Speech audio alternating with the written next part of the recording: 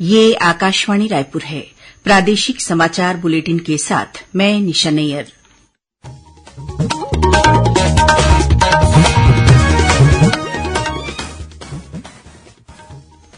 अब पेश है आज के मुख्य समाचार।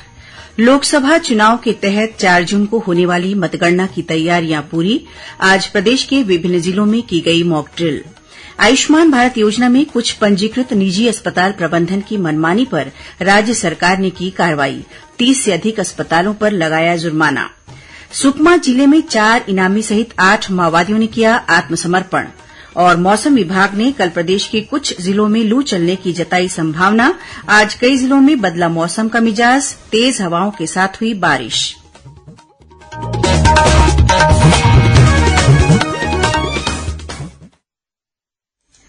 अब समाचार विस्तार से। लोकसभा चुनाव के तहत देशभर सहित छत्तीसगढ़ में भी 4 जून को मतगणना होगी, जिसके लिए सुरक्षा के कड़े इंतजाम किए गए हैं। मतगणना के लिए निर्वाचन आयोग ने प्रशासन स्तर पर सभी तैयारियां लगभग पूरी कर ली है। छत्तीसगढ़ के 11 संसदीय क्षेत्रों की मतगणना सभी 33 जिला मुख्यालयों में की जाएगी। मतगणना की तैयारियों को लेकर आज प्रदेश के विभिन्न जिलों में मॉक ड्रिल किया गया।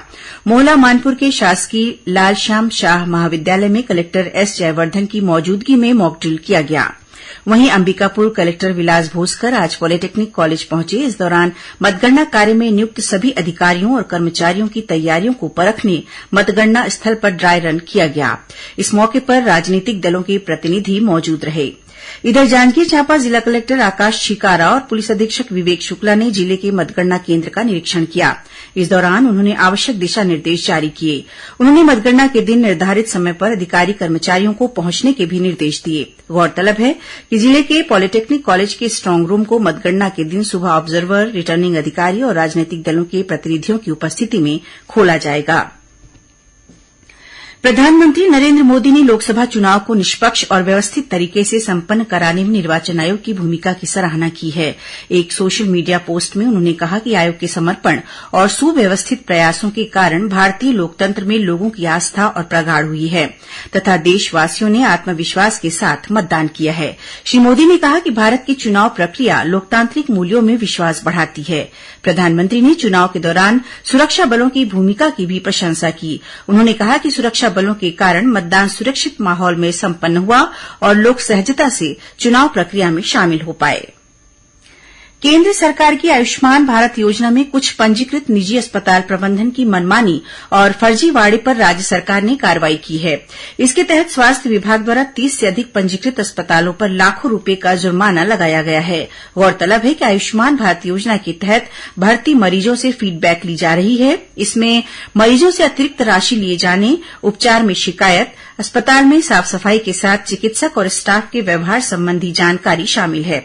ऐसे अस्पताल जिनके द्वारा अतिरिक्त राशि लेने की पुष्टि हुई है, उनके खिलाफ अर्थदंड की कार्रवाई की जा रही है।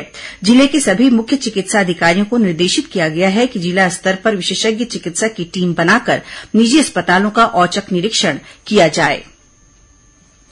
लोकसभा चुनाव की मतगणना से पहले निजी टीवी चैनलों और अन्य एजेंसियों ने चुनाव पश्चात के सर्वेक्षण परिणाम जारी किए हैं। इनमें से अधिकतर में कहा गया है कि भारतीय जनता पार्टी के नेतृत्व वाला राष्ट्रीय जनतांत्रिक गठबंधन एनडीए लोकसभा चुनाव में बहुमत हासिल कर सत्ता में वापसी करेगा। इन परिणामों से संकेत मिलता है कि 545 सदस्यों वाली लोकसभा में एनडीए की 2/3 बहुमत मिल सकता है। लोकसभा में सामान्य बहुमत के लिए 272 सीट की आवश्यकता होती है। चुनाव विशेषज्ञों ने नरेंद्र मोदी के नेतृत्व वाली एनडीए सरकार के 350 से अधिक सीटें जीतने का अनुमान व्यक्त किया है।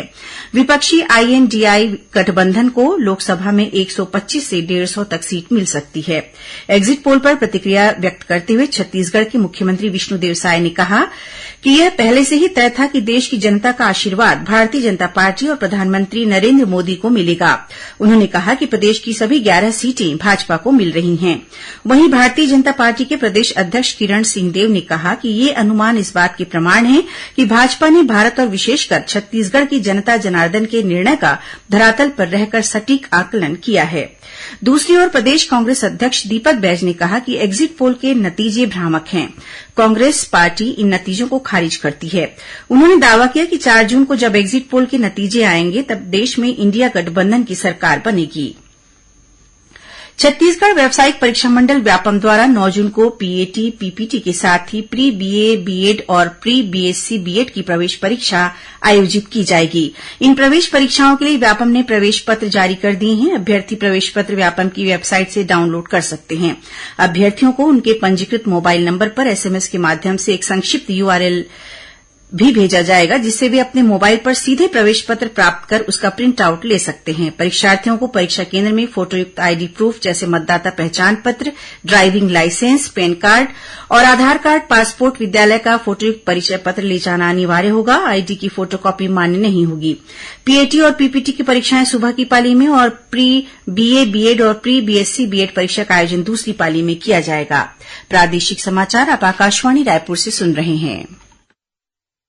छत्तीसगढ़ की खबरों से है आपका वास्ता और खबरों की विश्वसनीयता से है हमारा वास्ता। आकाशवाणी समाचार रायपुर के प्रादेशिक समाचार बुलेटिन के साथ ही हमारे समसामयिक कार्यक्रम आप रेडियो के अलावा अपने मोबाइल पर भी सुन सकते हैं। आकाशवाणी समाचार फेसबुक, ट्विटर और यूट्यूब पर भी उपलब्ध है। हमारा Facebook page Chhattisgarh news on AIR, Twitter handle CGAIR news और हमारा यूट्यूब चैनल है छत्तीसगढ़ AIR न्यूज। तो अब रेडियो के साथ ही आपके मोबाइल के जरिए भी हम पहुंच रहे हैं आप तक। छत्तीसगढ़ की हर खबर के लिए सुनते रहिए आकाशवाणी समाचार।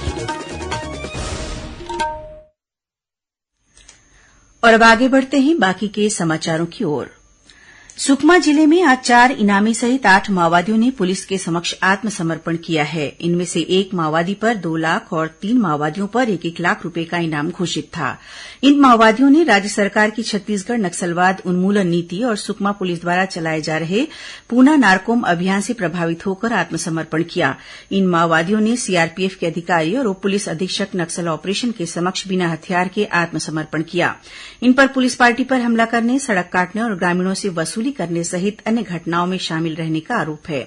माओवादियों के आत्मसमर्पण किए जाने पर मुख्यमंत्री विष्णुदेव साय ने खुशी जाहिर करते हुए कहा है कि राज्य सरकार की छत्तीसगढ़ नक्सलवाद उन्मूलन नीति और नियत निलनार योजना से प्रभावित होकर माओवादी बंदूक छोड़कर समाज की मुख्यधारा में लौट रहे हैं। इन माओवादियों के पुनरुत्थान के लिए राज्य सरकार तत्पर है। रायपुर पुलिस ने लोगों को भीषण गर्मी से बचाने के लिए एक अनूठी पहल की है। इसके तहत शहर के सभी प्रमुख चौक चौराहों पर शेड लगाया गया है। इससे ट्रैफिक सिग्नल पर रुकने वाले दोपहिया वाहन चालकों को भीषण गर्मी से राहत मिल रही है। इन अस्थायी शेड के जरिए रायपुर पुलिस मादक पदार्थों के विरुद्ध शुरू किए गए अभियान निजात को भी जन जन तक पहुंचाने का प्रयास कर रही है। विश्व पर्यावरण दिवस के उपलक्ष्य में पर्यावरण संबंधी मुद्दों के बारे में जागरूकता पैदा करने आज भारतीय सेना मुख्यालय छत्तीसगढ़ और ओडिशा सब एरिया कार्यालय द्वारा नवा रायपुर के सेंध झील में एक समारोह का आयोजन किया गया। Olive green with go green विषय पर आयोजित इस समारोह में रायपुर के विभिन्न संस्थानों के छात्र छात्राएं, सेना के जवान और अन्य लोग शामिल हुए। इस दौरान सेंध झील के आसपास स्वच्छता अभियान, वॉकथॉन और संगीत समारोह जैसे विभिन्न कार्यक्रम आयोजित किए गए। कार्यक्रम में ग्लोबल वार्मिंग, मरुस्थलीकरण और भूमि बहाली, सूखा, लचीलापन, जल संचयन और वृक्षारोपण जैसे पर्यावरणीय मुद्दों पर जागरूकता पैदा करने के बारे में संदेश जन जन तक पहुंचाने का आह्वान किया गया। और अब पेश है मौसम का हाल।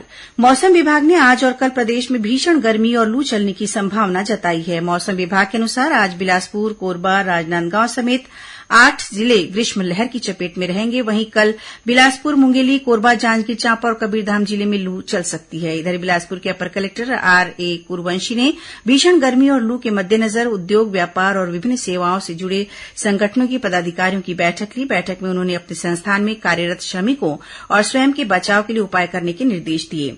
इस बीच दुर्ग, भिलाई के कुछ स्थानों में आज दोपहर बाद अचानक मौसम का मिजाज बदला और तेज हवा के साथ बारिश हुई।